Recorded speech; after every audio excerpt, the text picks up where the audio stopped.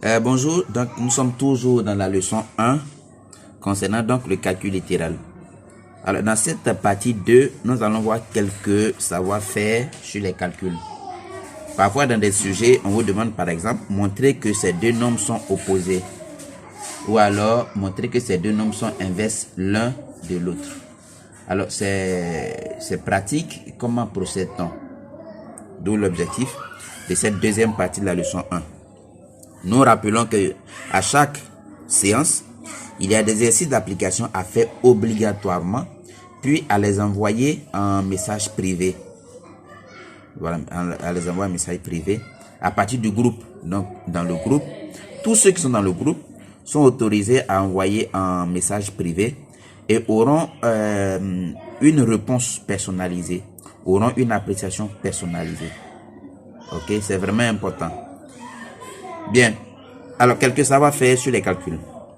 Lorsqu'on vous demande de montrer que deux nombres sont opposés, d'abord deux nombres opposés c'est quoi? Regardez le nombre A qui est là, le nombre A qui est là, ici. Son opposé c'est moins A. Donc l'opposé d'un nombre c'est quoi? C'est mettre un signe moins devant lui. Donc regardez 3, son opposé c'est moins 3. 2x, son opposé c'est moins 2x. Moins 5A, son opposé c'est 5A. Parce que lui il avait déjà un signe moins. Le principe s'applique. C'est de mettre un autre signe moins. Donc les deux signes moins feront plus. L'opposé de moins, tout ce qui est dans la parenthèse, c'est plus tout ce qui est dans la parenthèse. Donc le moins disparaît. L'opposé de moins 3x plus 7, c'est 3x moins 7. Ça veut dire l'opposé de chacun. Pour montrer que deux nombres sont opposés, on va les additionner pour voir si on va trouver 0. Donc lorsqu'on vous dit montrer que ces deux nombres sont opposés, additionnez-les tout simplement. Et vous voyez le résultat. Si le résultat est 0, alors ces deux nombres sont opposés. Si le résultat n'est pas 0, les deux nombres ne sont pas opposés. On passe maintenant au nombre inverse. Montrer que deux nombres sont inverses l'un de l'autre. Alors l'inverse d'un nombre, c'est faire passer le numérateur au dénominateur et le dénominateur au numérateur. Si vous voulez faire passer ce qui est en bas en haut et ce qui est en haut, faire passer en bas. Donc regardez, quand on écrit le chiffre 1, sinon le chiffre A. A là, est-ce qu'il y a quelque chose en bas? Apparemment non. Mais en mathématiques, lorsqu'on écrit un nombre qui n'a rien en bas, en fait, il y a quelque chose, mais c'est 1. Donc, tout nombre qu'on écrit sans trait de fraction, c'est ce nombre sur 1. Quand on écrit 2, en réalité, c'est 2 sur 1. Quand on écrit A, en réalité, c'est A sur 1. Alors, l'inverse de A, donc, ça sera 1 sur A.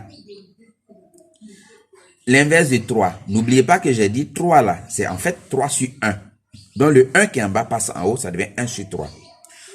L'inverse de moins 5, c'est moins 1 sur 5. Vous voyez, l'inverse ne change pas de signe. L'inverse, c'est tout simplement faire passer le numérateur au dénominateur et le dénominateur au numérateur. L'inverse de 1 sur 8, c'est 8 sur 1. Or, 8 sur 1, c'est 8. L'inverse de 3 quarts, c'est 4 tiers. L'inverse de 3x plus 3 sur 4, c'est 4 sur 3x plus 3. Vous voyez, on a tout simplement inversé. Montrer que deux nombres sont inverses revient en fait à faire leur produit. Et quand on fait leur produit, on doit trouver 1. Donc, autrement dit, si tu fais le produit de deux nombres que tu trouves 1, c'est que les deux nombres sont inverses l'un de l'autre. L'ordre de priorité. L'ordre de priorité, c'est quoi? Lorsque vous avez plusieurs opérations. Sinon, j'allais dire, dans une opération, vous avez plusieurs calculs. Il y a des moins dedans, il y a des plus dedans, il y a des multiplications dedans, il y a des exposants, il y a des parenthèses. Qu'est-ce qu'on fait d'abord avant de faire l'autre? Parce que si vous ne respectez pas l'ordre de priorité, que vous calculez sans respecter cet ordre-là, le résultat ne sera pas correct. Alors, l'ordre dit que quand il y a des parenthèses, l'ordre 1, on calcule d'abord ce qui est dans la parenthèse. Ensuite, s'il y a des puissances, on calcule ce qui a les nombres qui ont une puissance. Ensuite, on calcule les divisions ou les multiplications. Et enfin, les additions ou les soustractions.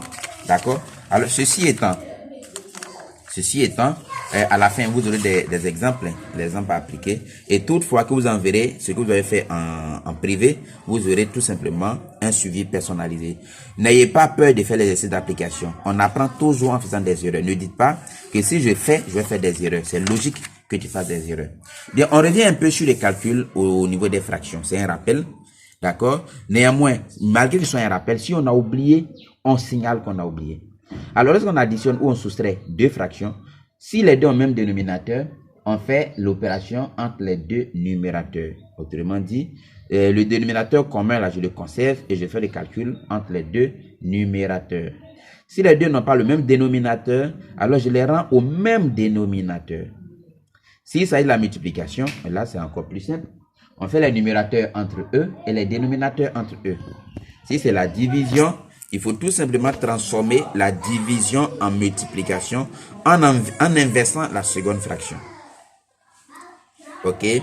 Et donc, vous avez là l'exercice d'application. L'exercice d'application, vous aurez à appliquer les principes qui ont été mentionnés là. Mais n'oubliez pas de nous revenir en message privé si quelque part vous fatigue.